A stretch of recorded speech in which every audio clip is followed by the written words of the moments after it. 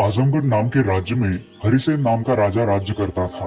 उसकी दो संतानें थी, राजपुत्र शिव और राजकुमारी शिवांगी। उनके राज्य की प्रजा बहुत ही सुखी थी। उनके राज्य में एक शीला नाम की औरत रहा करती थी।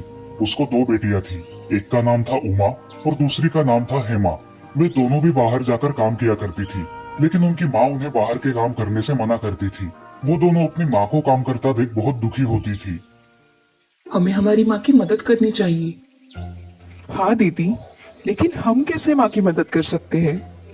अरे हिमा, पिछले साल मैंने जिस जादूगरनी के यहाँ काम किया था, उसने मुझे एक वरदान दिया था कि मैं एक विशाल वृक्ष में बदल सकती हूँ। चलो, हम आजमाते हैं।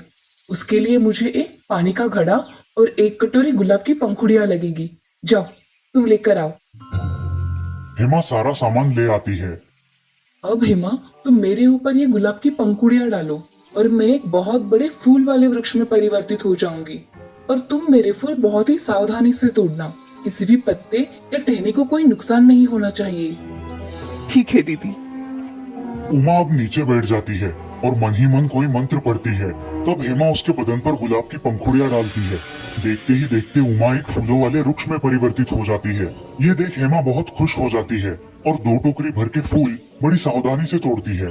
उसके बाद वो उसके बदन पर एक घड़ा पानी डाल देती है। अब उमा वापस एक लड़की में परिवर्तित हो जाती है। दीदी, ये फूल कौन बेचने जाएगा? मैं जाती हूँ नगर में फूल बेचने के लिए। अब उमा राजमहल के बाहर फूल बेचने खड़ी हो जाती है। फूल ले लो, फूल, ताजा ताजा फूल ले लो। तभी उसकी आवाज शिवांगी सुन लेती है और शिवांगी अपने माँ के पास चली जाती है। माँ, मुझे एक सुंदर फूल दिखे हैं। वो बेचने एक लड़की बाहर खड़ी है। क्या मैं उसे महल में बुला लूं? हाँ, बुलाओ। तभी शिवांगी नौकरों से कहकर उमा को अंदर बुलाती है। नमस्ते महारानी, आपने बुलाया? हाँ, हमने बुलाया आपको। जी महारानी जी, क्या सेवा कर सकती हूँ मैं आपकी? ये फूल बहुत ही पसंद है राजकुमारी शिवांगी को। इसके कितने दाम लोगी? मैं क्या बोलूँ, हम गरीब लोग हैं महारानी जी। आप जितना दोगी मैं उतना ले लूंगी।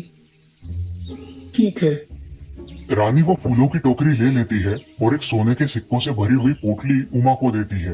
उमा वहां से चली जाती है। अब उमा भी सोने के सिक्के मिलने की वजह से बहुत खुश है। हेमा भी ये देखकर खुश हो जाती है। अब दोनों भी प्रतिदिन फूल निकाला करती थी और उन्हें बाजार में जाकर बेचा करती थी। राजकुमारी भी लगभग हर रोज वो फूल खरीदा करती थी। ये फूल हर रोज कौन लाता है? ऐसे फूल तो मैंने कहीं नहीं देखे। मुझे इन फूलों का पेड़ देखना है। राजकुमार, हमारे यहाँ ये फूल एक लड़की लेकर आती है। मुझे पता नहीं कि वो फूल कहाँ से लाती है, मगर हाँ, उसके घर का पता मुझे पता है। इन सुंदर फूलों का पेड़ तो देखना ही चाहिए। तब राजकुमार घोड़े पे सवार होकर उमा के घर पहुंच जाता है। उमा और हेमा अपने बगीचे में चली जाती है और हेमा और उमा रोज की तरह अपना काम करने में लग जाती है। अंत में उमा अपने मूल रूप में आती है। राजकुमार ये सब देख लेता है और उमा की सुंदरता पर फिदा हो जाता है। वो राजमहल आकर अपने पिता से कहता है, पिताजी, आज मैंने एक लड़की को देखा है और मुझे वो बहुत पसंद आई है। आपको कोई लड़की पसंद आई है यानी कि वो काबिले तारीफ होगी। हम कल ही उसके घर वालों से बात करेंगे। धन्यवाद पिताजी। अब महाराज अपने सैनिकों को बुलाकर उसकी माँ को महल आने के लिए बोलते हैं और सैनिक शीला के घर जाकर उसे बुलावा भेजते हैं। उमा, हेमा, जल्दी बाहर आओ। महल से बुलावा आया है। फूल वाली लड़की कौन है? मुझे कोई बताएगा ये क्या हो रहा है? तभी हेमा और उमा माँ को उनका फूल बेचने का किस्सा बताती है। ये सुनकर उनकी माँ बहुत दुखी हो जाती है और अगले दिन क्या होगा इस चिंता में डूब जाती है। अगले दिन सुबह शीला राजमहल में गई। तब महाराज और महारानी एक मेज पर बैठे हुए थे और किसी का इंतजार कर रहे थे।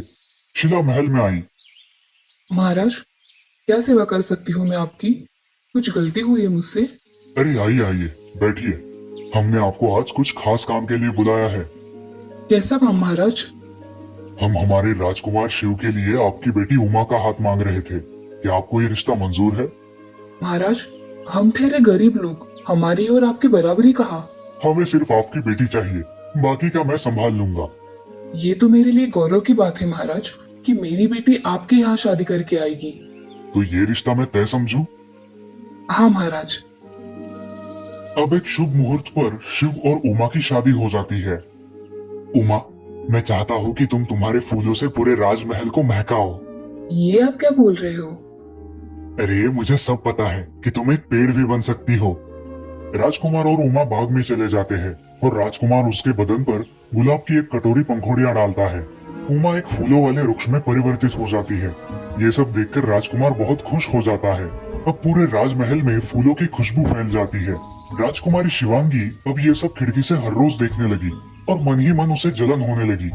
ऐसे ही एक दिन उसने महाराज और महारानी की अनुमति ली और उमा को लेकर बाहर खेलने गई। शिवांगी, तुम उसे बाहर ले जा रही हो, मगर उसका ख्याल रखना, ठीक है? ठीक है पिताजी। शिवांगी उमा को लेकर अपनी सहेलियों के साथ खेलने चली जाती है। अब शिवांगी अपनी सहेलियों को दिखाना चाहती है कि उमा कैसे वृक्ष में परिवर्तित होती है। वो उमा से कहती है, उमा, चलो मेरी सहेलियों को तुम एक फूलों वाले वृक्ष में परिवर्तित होकर दिखाओ। क्या फिजूल की बात कर रही हो शिवांगी? मैं क्या कोई जादूगर हूँ? मुझे सब पता है, अब करती हो कि नहीं? मैंने तुम्हारे साथ आकर बहुत बड़ी गलती कर दी। उमा वो सारे नियम शिवांगी और उसकी सहेलियों को समझाती है और गौर से बताती है कि जल्दबाजी में पत्ते और टहनियां ना तोड़े। अब सारी सहेलियां सामग्री लेकर आती है और उमा को नीचे बिठाकर बड़े ही बेढंगे तरीके से उस पर गुलाब की पंखुड़ियां डालती है। उमा एक फूलों वाले वृक्ष में परिवर्तित हो जाती है। अब सारी सहेलियां बहुत खुश हो जाती है और पेड़ के फूल तोड़ने लगती है। तभी जोरों की बारिश शुरू होती है और सारी सहेलियां जल्दबाजी में पेड़ की टहनियां तोड़ देती है। एक सहेली जल्दबाजी में ही उस पेड़ पर एक घड़ा पानी छिड़क देती है और सारी सहेलियां और शिवांगी वहां से भाग जाती है। अकेली उमा वहां घायल और विकलांग अवस्था में पड़ी रहती है। आखिर वो एक राह गुजरते आदमी से मदद मांगती है। वो आदमी उमा को अपनी बग्गी में बिठाकर उसके घर छोड़ देता है। उसे इस हालत में देख उसकी माँ बहुत परेशान हो जाती है। वो उसका इलाज करवाती है। वहाँ राजमहल में शिवांगी, उमा कहाँ है? वो नहीं आई? कहाँ छोड़ के आई हो उसे? आ जाएगी खुद ब खुद। महारानी राजकुमारी शिवांगी से पूछताछ करने की कोशिश करती है, लेकिन वो उन्हें कुछ नहीं बताती। राजकुमार शिव उमा को पूरे राज्य में ढूंढते हैं, लेकिन वो कहीं नहीं मिलती। ऐसे ही एक दिन राजकुमार उमा के घर के पास से गुजरते हैं।